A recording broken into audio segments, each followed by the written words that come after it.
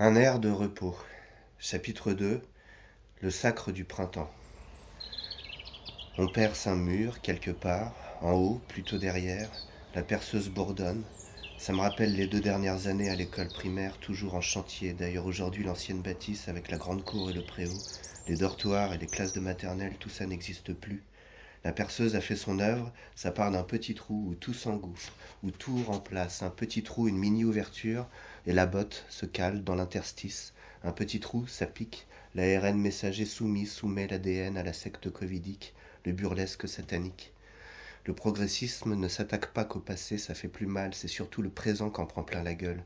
C'est le cœur du présent qui prend les coups. Le progressisme à tout va, c'est la mort. C'est le fantasme de demain qui détruit le maintenant. C'est l'illusion du futur qui tabasse la réalité du présent, comme du plomb dans l'aile du mouvement réel. Voilà une année qu'on est confiné, qu'on nous couvre le feu, qu'on nous prive du présent de la vie.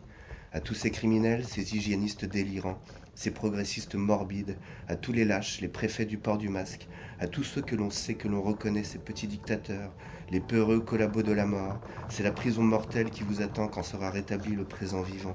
Rendez-vous maintenant, et nous, on se bat, on se soulève, ne pas se laisser traire. Et que faire de ce sentiment d'impuissance devant tant de bêtises crasses, tant d'enfermement de mauvaise foi, tant de couvre-feu de confinement, tant de non-sens, de non-vie, tant de conflits d'intérêts, tant de corruption, de collaboration avec la mort, tant de mensonges, tant de vagues de peur infondées, imposées, tant de restrictions, d'obligations, tant de contrition, d'étouffement, ce sentiment d'impuissance devant tant de cruauté. Ne pas se laisser traire. On se soulève. Je sens que la nature va souffler fort. Les sorciers scientifiques, les technocrates, gouvernent, nous, ment et business, classe, tout ça va se faire balayer, envoyer valser par le souffle sauveur, ravageur. Tous les médecins de mes 2 marchands du temple vont gicler naturellement, comme il fera bon ce jour-là. Lumière après la tempête, grand ménage, le sacre, n'est-ce pas? Une profonde révolution interne à chaque cellule, chaque nation. Le ciel et la terre se rapprochent. Mieux qu'une prise de karaté, c'est une prise de conscience réussie. Ça prend. Contraction parallèle dans le cœur de chaque organe. Le ciel t'arrache de sous la terre, accouchement dans les tempêtes, plaques de poussière, d'argile séchée. Comme on se lève, comme on respire. Ouragan, tourbillon, vilipende, masque et gants. Qui retournent à leur trou noir. Montre-moi ta bouche et souffle vainqueur.